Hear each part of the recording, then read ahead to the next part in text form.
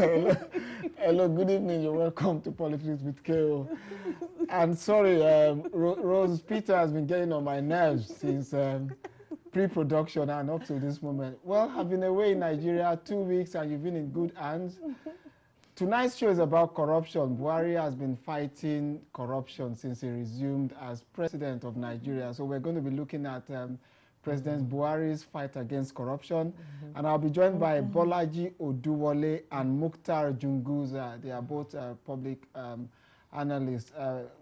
Bolaji Oduwole is from Nigeria. She's from Nigeria and she's quite hot. So don't worry, just keep calm.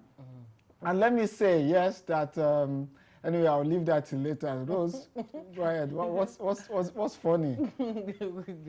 I can't say it. Yeah, okay. I can't say it, but it's good to have you back. Thank you. Good evening, viewers. It's good to have you on the show. And very quickly, let me just go through what's been happening in Nigeria so I can leave the stage for Kayode. It's been raining retirements, appointments, and, sacks in Nigeria.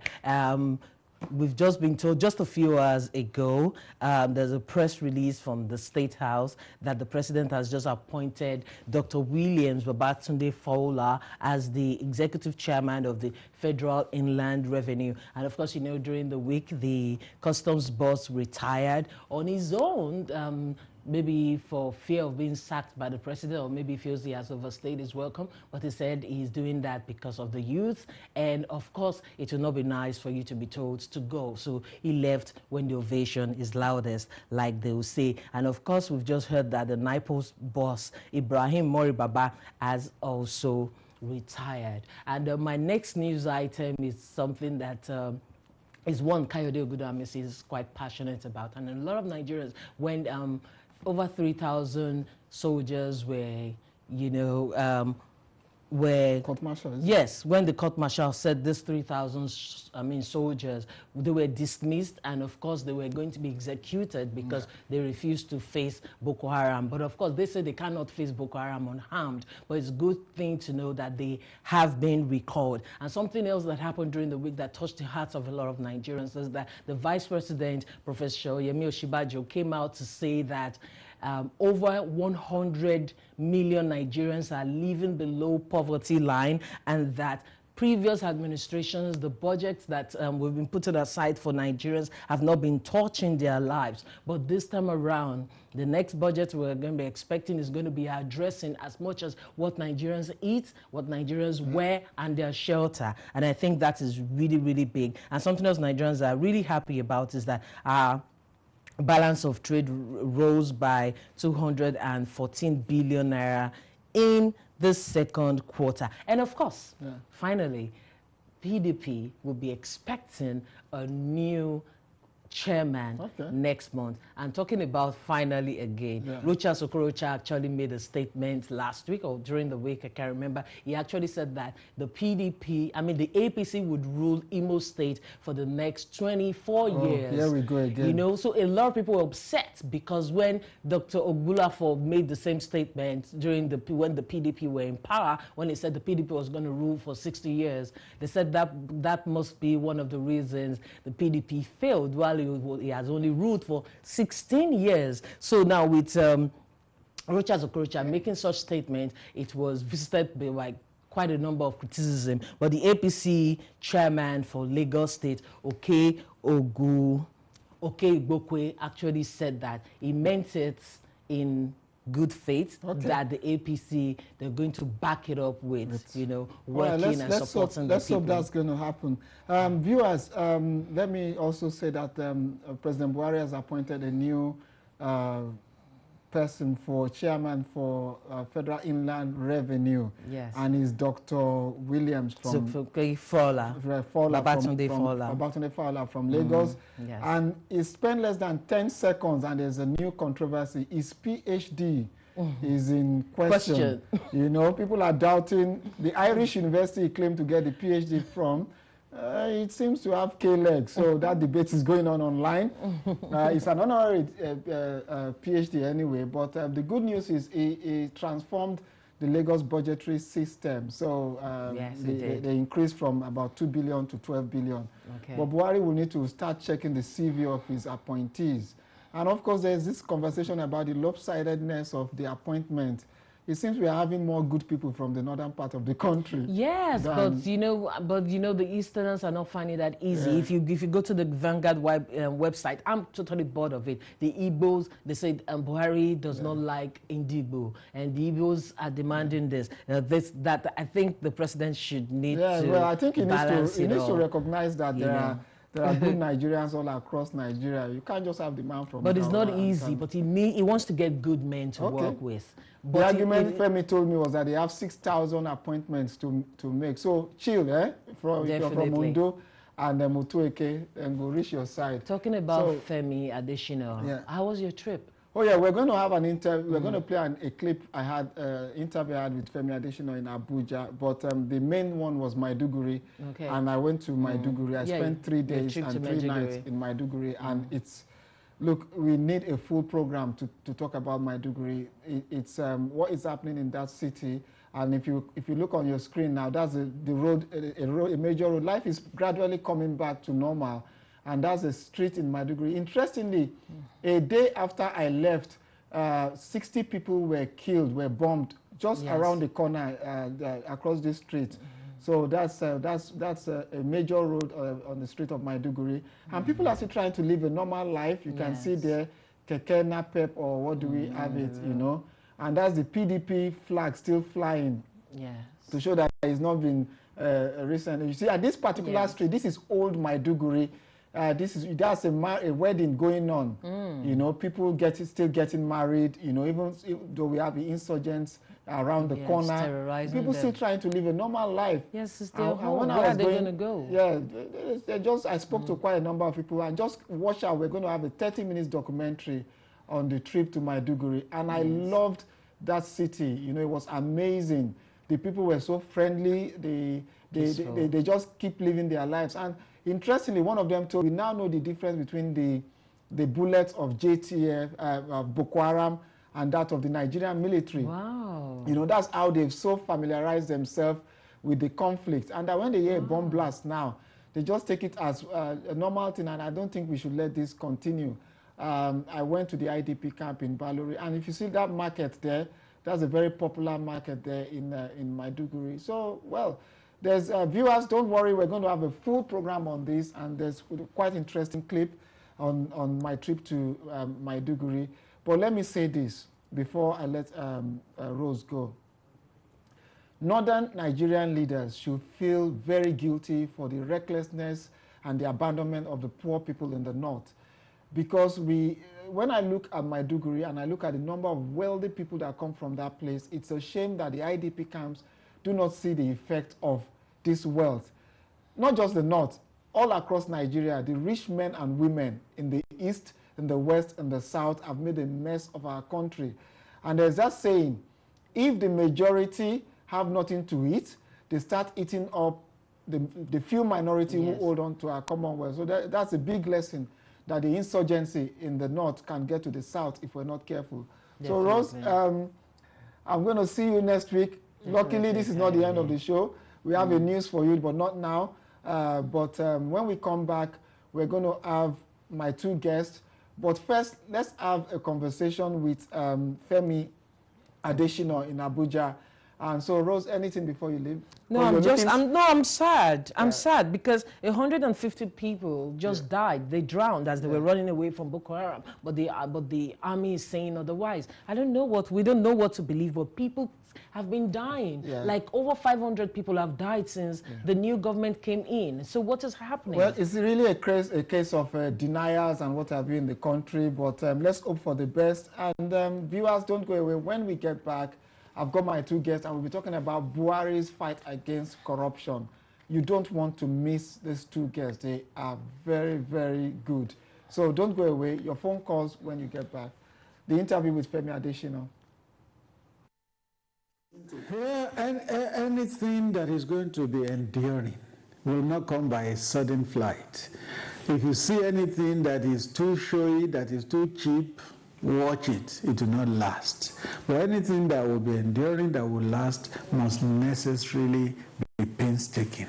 It must necessarily be contemplative, as our president is doing it now. I tell you, he wants to build an edifice that will be enduring. If he wanted, he could do all the shows and get all the applause. At the end of 4 years, Nigerians will not have seen any change. So President Buhari is being precise. He's quite being precise, and at the end of it all, we will see the result of that preciseness, and we'll be glad. I saw him yesterday during an event with young people, and each time I look at him, he looks like a man deep in thought, like focused on particular issues. You work very close with President Buhari. Can you describe him? Yes, we have always known President Buhari as a deeply reflective man, not a frivolous person. He has his humorous side. He throws wisecracks and you laugh, but we know that he's also a deep, contemplative, reflective person. That is why when he takes any decision, you know that he must have given time and deep thought to it. Without going into details, if you don't want to, how huge is the problem with the country? Before coming in, it seems he is not expecting that it's going to be as difficult. I think it's very huge. It's very, very huge, and it's on several fronts. Insecurity is there, very huge. But happily, we are getting to the end of that. Gradually, there's light, good light at the end of the tunnel. And of course, the unemployment burden is quite huge. He said a couple of days ago that he campaigned using 60% of Nigerian youth unemployed. That's the statistics he used.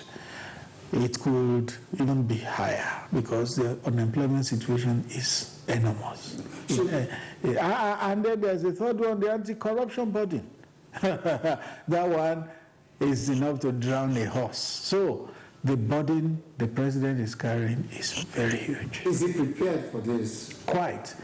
In fact, you don't say in a country of 170 million that there is nobody else who can do anything, but I believe that if Nigeria misses this opportunity of the country being set on the proper track by President Buhari, Nigeria has missed a lot. You mentioned the corruption, and one of the things he said during his campaign was he is going to declare his assets publicly. Yeah. That has not been done. No, you need to get his words right. Go and check all that the president said during the campaign. In no place will you see it attributed to him as a person. But then there is a document by his party, the All Progressive Congress, saying he will declare publicly. So we need to set that right. It's a declaration by his party.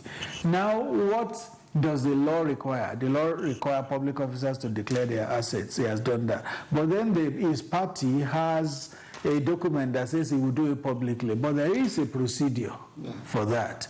And the procedure is you first declare, code of conduct will verify, and after that, if you want to make it public, the onus is on you to say release. So the procedure has to be followed. He has declared and is deposited with the code of conduct, and they need to verify. Really declared publicly? Oh, let's come to that time when the code of conduct bureau says we have completed verification. By viewers, it's still Politics with KO, and I've got with me in the studio Ojuolakpe and Mukhtar. Sorry? Bolaji, okay. Or more Bolaji, sorry. Well, today has been a very easy day for me, really. Okay. I've got Bolaji and Mukhtar in the studio, and you're a communication specialist, yeah? And Mukhtar, you're very hot on social media.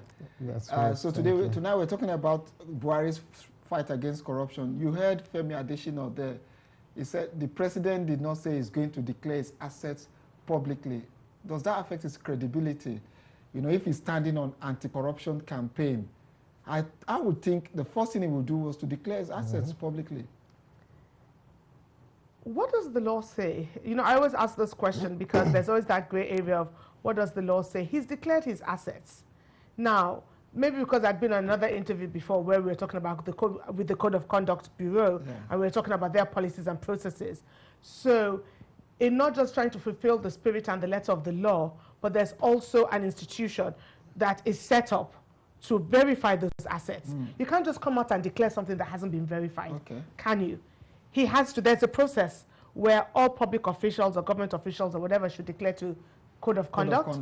Code of Conduct then does the verification, and then I believe Code of Conduct then does the communication. Okay. Or maybe it also comes under Freedom of Information Act. I'm not quite sure about that. Okay, Mukhtar, the worrying thing about when I spoke with Femi Adesina in Aso Rock and he gave me the answer, I felt a bit uncomfortable because then days later, the Code of Conduct said they are waiting for the president to be ready for them to verify. And they told us, the party told us within 100 days. Is there something that they are covering up? Are we going to see a 2 billion naira worth Buhari? What's your take? Well, personally, for me, I think he should come out and declare his assets. Show them publicly, because anti-corruption has been one of his major, the major pillars of his campaign. And I think this is one of the sort of like the low-hanging fruits that's in terms of reform, in terms of actually credibility. So come out. Say, actually be ahead of the curve, so, declare your assets, and then at least that would show that. Will it shock you? Will it shock you if I tell you that I think Buhari might be clocking close to R1 billion in his worth? Is it going to shock Nigeria if, when it's released, that we get him, Buhari is worth more than R1 billion? Is it going to be a shock? Personally, I wouldn't be shocked. I mean, I'm sorry, President Buhari, R1 billion naira? How? Where from? So it's going to shock you if of course it's going to shock me. Why? I mean, he retired just a few years before my father did in the army, so I know what my father's pension is. Okay, so Buhari retired as head of state and not just like, my dad did. But however, what's the military pension? He's had other interests, he has a farm, etc. Do you know, I mean, my mom is always laughing that, please, what's billion? That it's hard enough getting used to million. Now we've gone for billion, we're talking about trillions. Do you know how many zeros are in a billion? We're not talking about people that worked. Have you all forgotten that we really didn't know what billion was until the last 6 years? So, but the argument will be a former president. Where would he get billions? And he's worked in the oil ministry, don't forget. Exactly. Yeah, but he's not, he hasn't like evolved into a businessman. So if you look at Shonekon, I mean, I heard someone speaking on the phone today about Shonekon, how, he just sold Nigerians out with UAC, etc. He's an entrepreneur. He's invested in, he has businesses that he's put his children at the head of. Do you understand? So if you look at Buhari, IBB too has set up business or has interests. Or he has milked Nigeria more. Well, I'm not going to, So Mukhtar, what would you expect Buhari to be worth? 400 billion? Well, for me, I think what he's worth is not really the most important thing. The most important thing, come out, say what you have. Of course, some people will speak about it, but it doesn't matter. He's actually come ahead of the curve, said this is what he's going to do within 100 days, then do it. So, Bolaji, does it affect his credibility, though? The longer they delay this? We're a weird set of people as Nigerians. We excuse everything. I agree completely with Mukhtar. So in as much as I say, what does the law say? What's the spirit and the letter of the law? I will, if I'm standing on my full communications, as a full communications person, I'll tell you, gone are the days of Bill Clinton and Monica Lewinsky of deny. We don't do that anymore in communications. We admit until there's nothing left to confess. You get ahead of the curve. You own the narrative. Absolutely, exactly, absolutely. You own the narrative. And, I always say that thing that if you don't define your position, if you don't communicate, what happens is the media will define the narrative for you. And there will be speculations. And in the midst of gray comes often black rather than white. Because, the smoke comes up as gray and then, Okay, despite Buhari's not declaring his assets, though, we cannot take away the fact that there seems to be a change in attitude in terms of this anti-corruption campaign. Oh, yes, absolutely. You can see from whenever they speak, whenever they get the opportunity to speak in public, they always emphasize anti-corruption is the major pillar of their government. Can I just butt in there? Because, yes, we're talking about corruption, and yes, they're the I don't like this idea of corruption when you say they're the low-hanging fruits and the people with the bigger money. A thief is a thief is a thief. A corrupt person is a corrupt person is a corrupt person. Because I stole 100 million and you stole 10 million, you shouldn't be ignored, because what you still did was you stole the people's money. Yeah. I was showing you pictures of what I looked like after the day, after the presidential elections. I looked completely different. Yeah. I spent 4 hours organizing queues. You know, I become an activist, Okay. making sure people queued, making sure, because my voting booth was in the villa, so you had like big men coming in with their security and the whole impunity. So my point is, corruption is not just about the money you steal.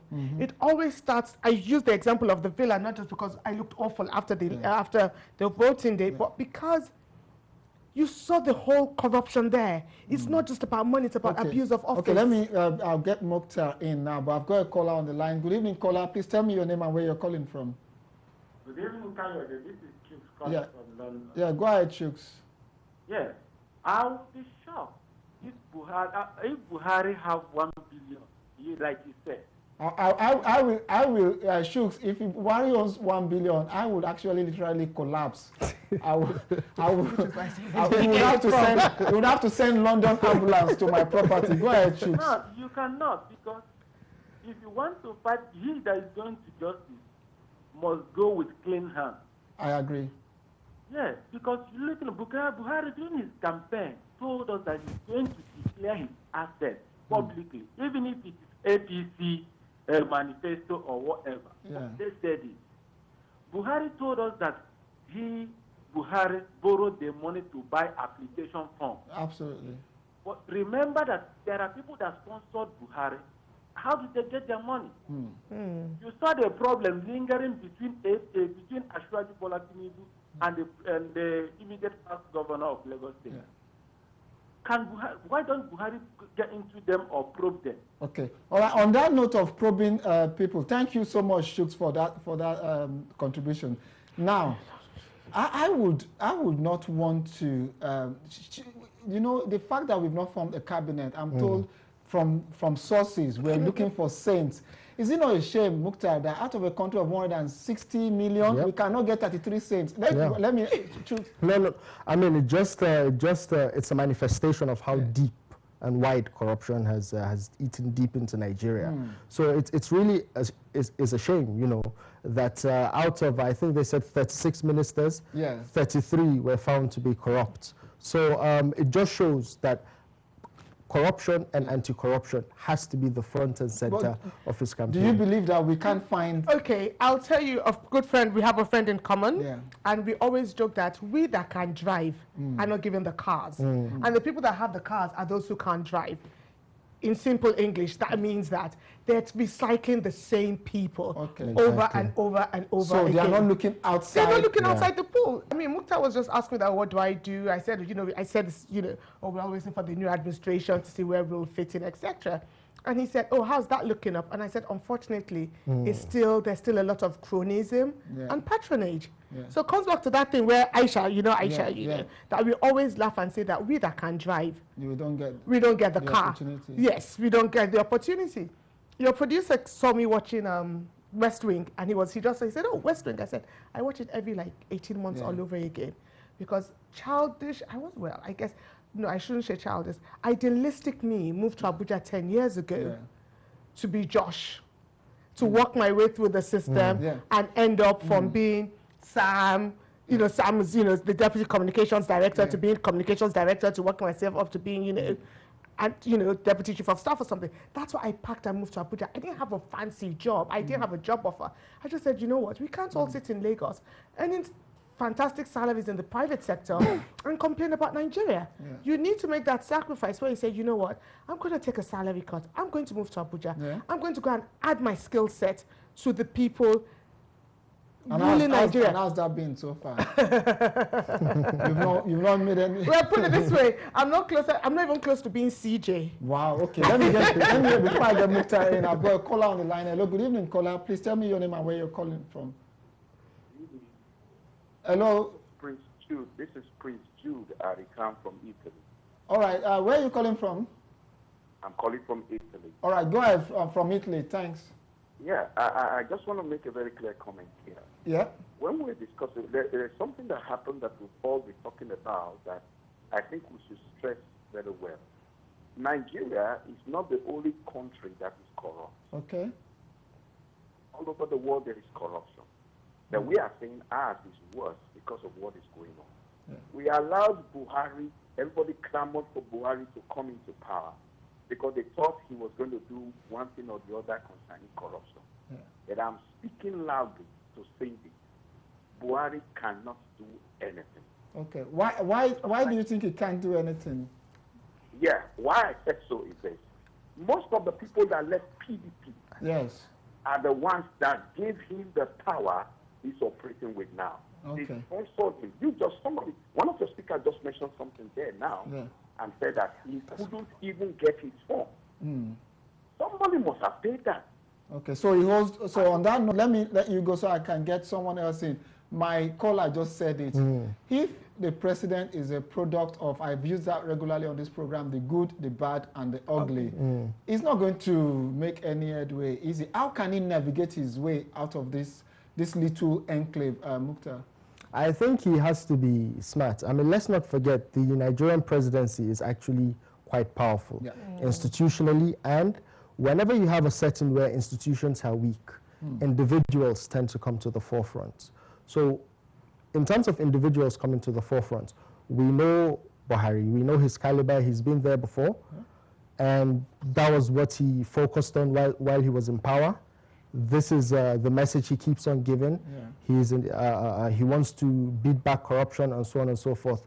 So I think we should give him a chance. We should give him the benefits of the doubt and see how things. Okay, I've got an information for our viewers. When I left Maiduguri, I got to Abuja to fly back to London, and I met this special task force, and they call themselves Presidential Task Force. And I asked them what they were doing. They said they were searching for money. People will bring money. I don't know how people would think someone like me would be taking money out of Nigeria, but cut long story short, I was so proud that this is change, you know, that people are searching for money. Then I walked some few meters away, looked back, I saw one of the men escort a former special assistant to Goodluck Jonathan, carried his bag straight to the first-class lounge. They didn't even search his bag. You had an experience with the same. Tell me about your experience. I had experience. I think I traveled on Friday. You traveled on Sunday, right? So I had experience a couple of days before you. So I'd come. You know how like once you enter the airport, you know they take your bags to the first thing. That's the first door, and then the other customs ones that we're used to. That's where they say, "Madam, are you carrying Indomie? Are you carrying beans, yam, and all of that?" So there's, you know, the regular customs guys were sitting there. My luggage had gone through the screens, and it was fun.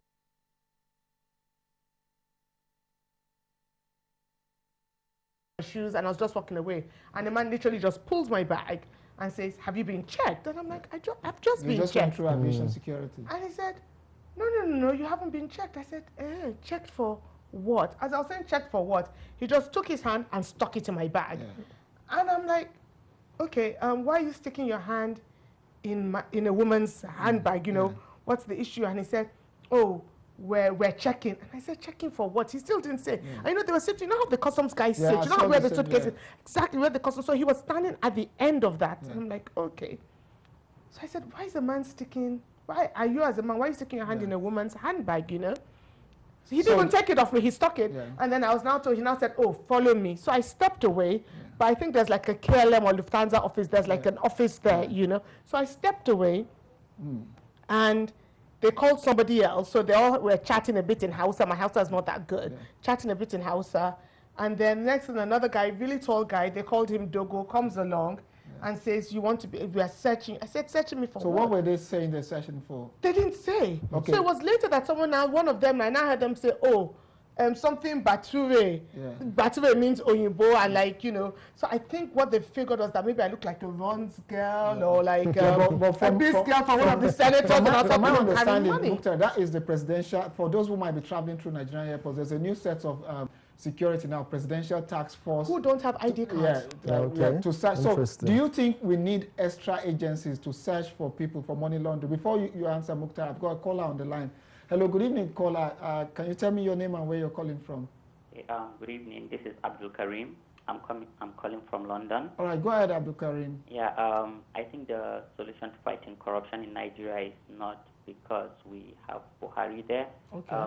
The thing we need to do to fight corruption really is to have a good information system. I mean, nobody knows who owns houses, nobody knows who owns cars. If you don't know, if you can't pin a house or a car or a property to someone, then you can never be able to fight corruption. I think we have to think on our information system. Information management. Okay, thank you so much. So, Mukhtar, my caller has pointed that we need to be able to keep records and what have you, assets, trace people's assets. But one of the key things, do we need agencies, extra agencies? When we have customs, we have the aviation security in the airports, presidential task force, is it a welcome development? Not necessarily, because that's just simply creating added bureaucracy. And if you don't actually solve the root problem, they will just simply end up getting embedded into the system and just simply do what they find others doing. So I don't think so. I think we need to focus on training our agents that are there, focus on getting guys with, paying them well and training them. I think once you have those two in place, that's pretty much half of the job. Are you amazed, Bolaji, about there's huge amounts that are being revealed that have been stolen from the country? Are you amazed at the huge sum of money? I've been in Abuja for 10 years. I keep saying, when I moved to Abuja, you know, we used to have like all these little dinner parties where the intellectuals would get together and, you know, full of energy. And then, you know, everyone just kept getting out of Abuja. People just kept going back to England or going back to Lagos, you know, and there were a few of us, you know, the last people standing, you know. And you would hear the amount of monies, especially in the last 6 years. You know, the kind of money that you hear, you literally just put your hand on your head and yepa. And then you say, no, it's not true. Yeah. But then you see the you know, there hasn't been so much opulence, you know, vulgar opulence in my 10 years in Abuja as there has been in the last 3-4 years. Wow. So it's been like, you know, it's been a slope, but the increase has been like exponential, but you can actually trace it. You know, when you see people who literally didn't have jobs in America come back to Nigeria and they're given DG positions in government agencies where they've had no experience before. Okay, let me have become instant millionaires overnight. Exactly, and then, or like you employ your friend, you employ your wife's best friend, she doesn't have the skills that were advertised, but within a year on the job, guess what? She's bought a house. Okay, let's take our next caller. Hello, good evening, caller. Please tell me your name and where you're calling from. My name is Jacob. I'm calling from the Republic of Ireland. All right, go ahead, Jacob. Thank you so much. You have very interesting discussion there. I want you guys to remember that Buhari is a strategist from his background as a military. Yeah. The circumstances he's undergoing right now, you should know that Nigerians deserve or desire a strategic solution. Yeah. Even the delay in the appointment processes, you will understand that he has a strategy. Okay. Although the circumstances that brought him into government calls for a new dimension. What I think we Nigerians should do right now is to give this man support. Okay. And I believe sincerely for who he is, he has the blueprint. Okay. And corruption is a global trend. We all live in Europe. Everywhere is corrupt, from east to west to north to south. But the models of our corruption in Nigeria is just so horrible. I know that. Okay. So Buhari, President Buhari, who has come into power, you should remember that he has been on the bench. This is not the first time, the second time, the third time, the fourth time. So he's coming, and I hope. All right. Thank you very much. Yeah, thanks for that. You did a good job. Yeah, thank you so much. And that's my caller said we should continue to support the president and we should continue to encourage him. But let's get back to the topic, which is corruption now. There's been a lot about corruption perpetuated by people in government. Mukhtar, how about corruption by Nigerians? Myself, yourself, Bolaji. I am not corrupt. I'm not corrupt. But I've been tried and tested. I'm not corrupt. Okay, so there's a lot of corruption amongst the citizens. I think people are not really talking about that. No, of course. I think it's when you find yourself in a system and you just simply have to adapt in a certain way to survive. You know, most Nigerians find themselves themselves in a very, very corrupt system. So it's almost inevitable that you have to adapt to survive.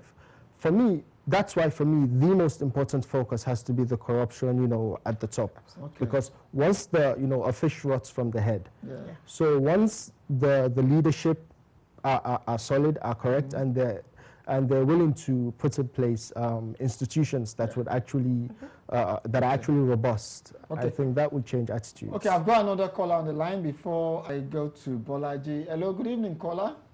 Hello, good evening. Tell me your name and where you're calling from. Charlie from London. All right, go ahead, sir. Just a quick one here. I think the problem Nigeria has is it's not something that just started today. It's been there. But the level this man, Jonathan, took corruption to is beyond me. You know what I mean?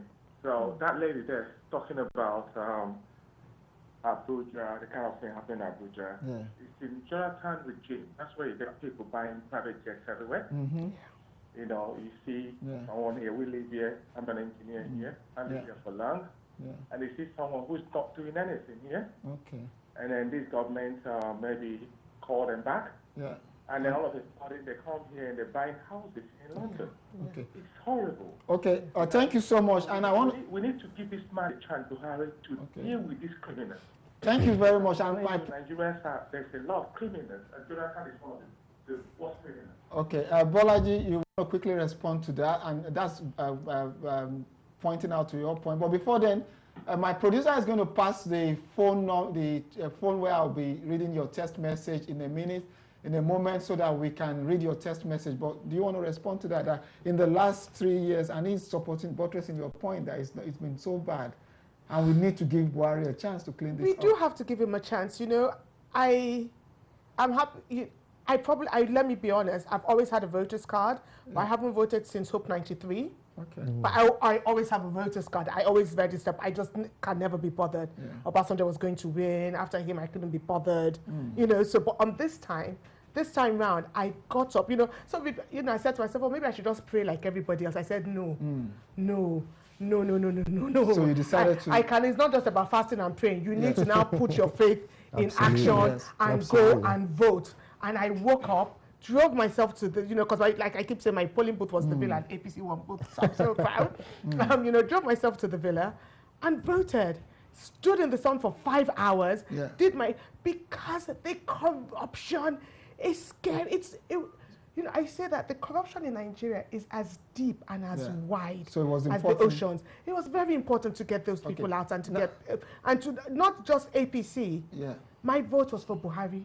To be honest. So APC, yes, but really, for me, was what he represents, his brand, his reputation, his credibility. What can we do? Okay, what can we do, Mukhtar, to make sure that brand remains a brand that is going to save Nigeria from the decay, the current decay? But I think I've got a caller on the line. If I can quickly take this call. Hello, good evening. Please tell me your name and where you're calling from. Hello, I'm Dr. Thomas. I'm calling from London. All right, go ahead, please. Yes, first of all, I appreciate the Lady Omobolaji, you know, for her straightforwardness, forthrightness.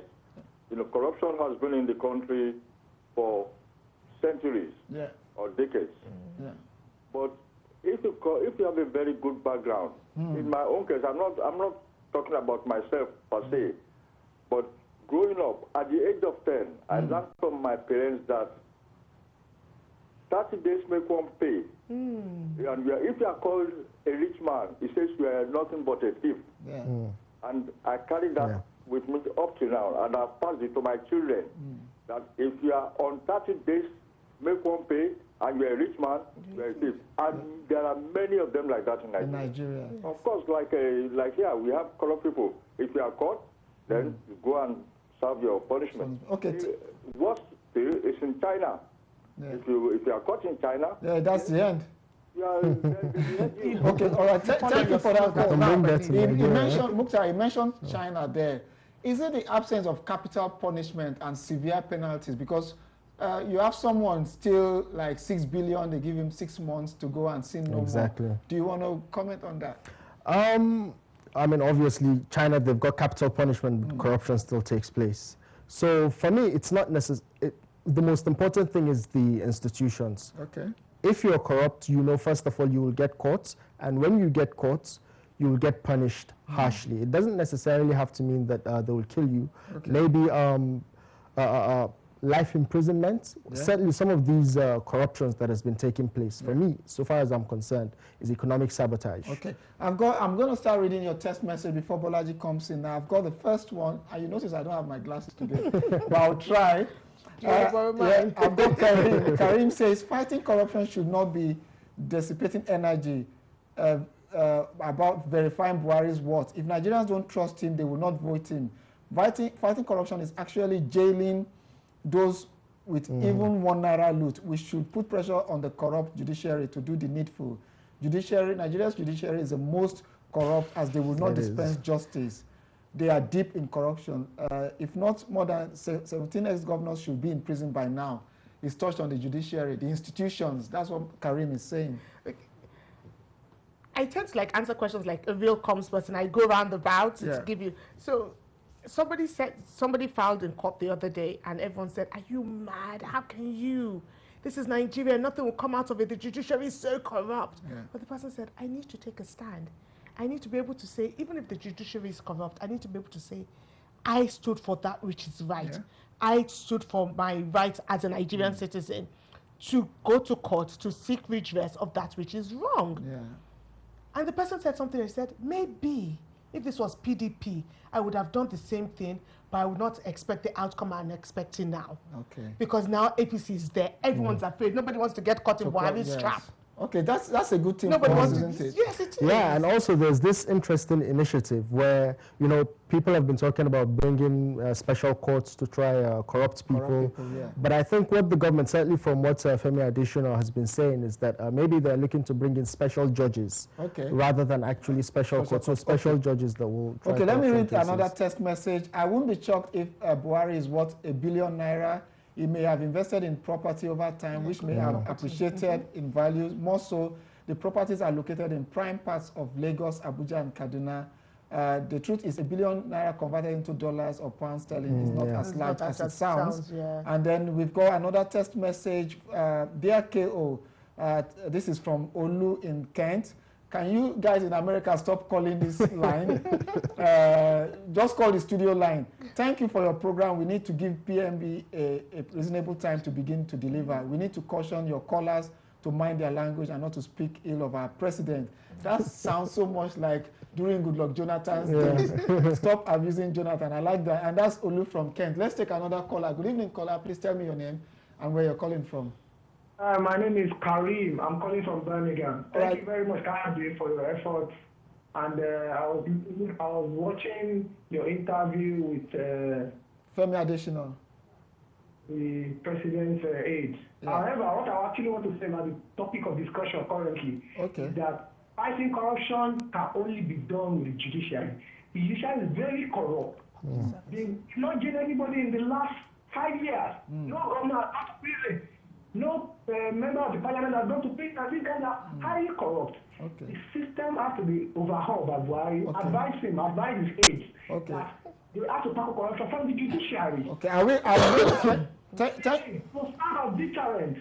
Thank you so much for that. And he's mentioned the judiciary, but there's an aspect we've not talked about. Before I go to Bolaji, let me read another text message. I'm Prince Jude Arikan from Italy. Buhari can't go far unless he disarms the politicians around him and use them as a good example. Another test, Kayode, the fact is that 55 years, okay, I can't read that on a live show. This is an interesting program tonight. People are really agitated. I'm going to read Cyril from Manchester. Corruption is infused in the consciousness of most Nigerians. Buhari may be inevitably building himself as a strong man, and he says he's confident. The last one, Buhari should probe all the past governors from 1999 till date. He should allow the local government to function in Nigeria. Chooks from London. Let me come to you.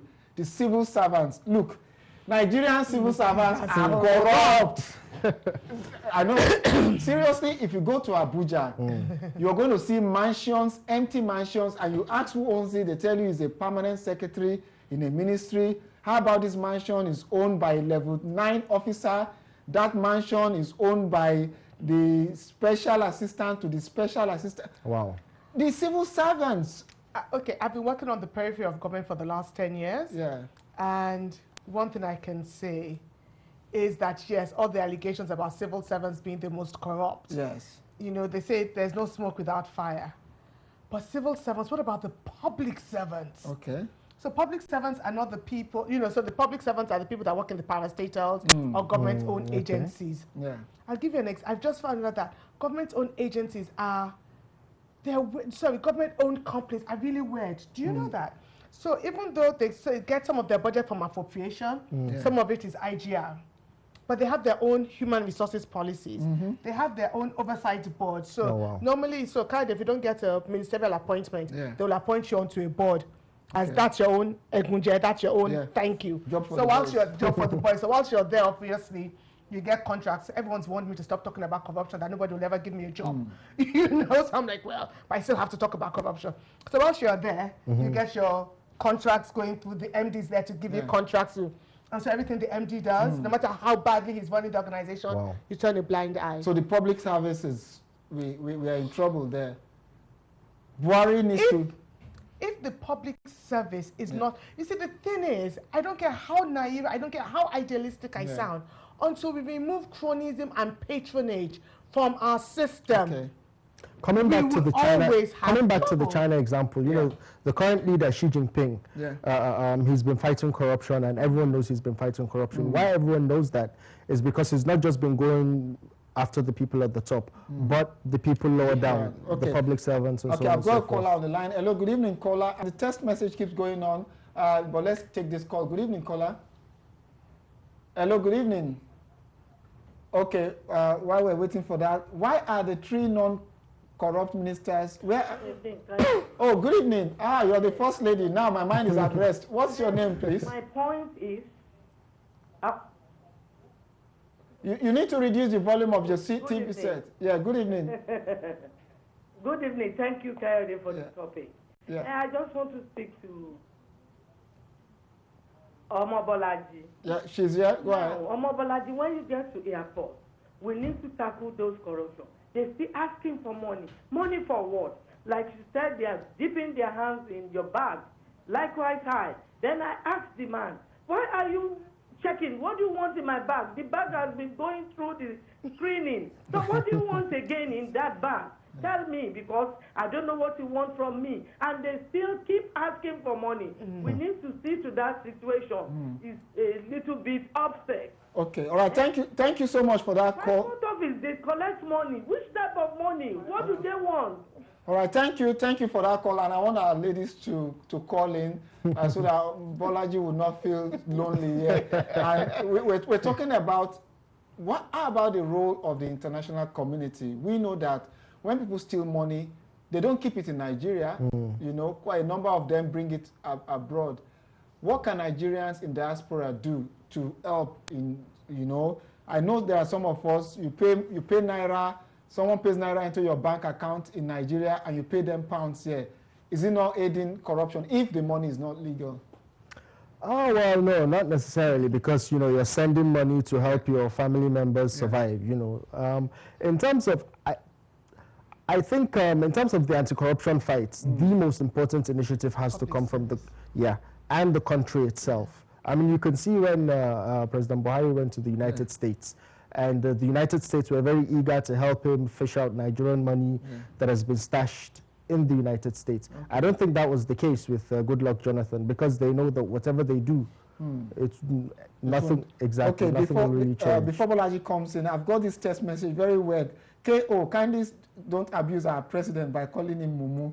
Stop that, Pastor Paul. And I've not heard myself calling anyone Mumu on this program. Okay, but that's noted. Not yet. We're not going to be calling our president, our dear president, that I campaigned for, Mumu. No, I won't do that. Owolabi from Kent. Please let them respect the office of the president. There is corruption everywhere. We need to pray for him. That is what the Bible says. That's Owolabi from Kent. And then so can I respond to that? Yes, I will let you. Let me read this last one. I've got Wale from Manchester. The root of corruption is the National Assembly. It's just a waste of national resources. Imagine working for less than 15 days and pocketing almost 30 million. Why are you not praying for your president? No, but remember I said that I had been fasting and praying because of my own peculiar situation. I needed the administration out. So I've been fasting and praying. But I said on the day of the elections, I got up to go and put action into my prayer and fasting, which was I went to vote. Not only did I go and vote, when they were queue badging and doing all sorts, I was making sure, I turned myself into election police, making sure people queued and etc. Okay, you've heard that from Bolaji. Lots of people did pray. Now, your last words before we round up, we're going to be going away now.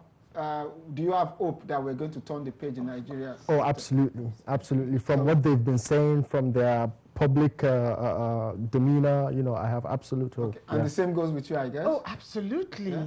Corruption, I believe that this is the beginning of the end of corruption in Nigeria. On that positive note, Nigerians, we are very positive that we're going to turn the page and that we're going to see a new set of Nigeria with good leadership, and hopefully corruption will go away. And we've come to the end of tonight's program. We're still here next week. You've heard the news. Politics with KO might be rounding up around October.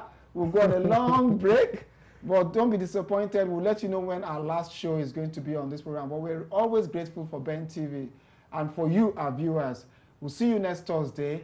And don't go away. May Nigeria be greater than us. That's my prayer all the time. Yep. So thank you both for coming. Thank you very much. Conversation about their country. What we do on Politics with KO is get the conversation rolling about Nigeria and Africa.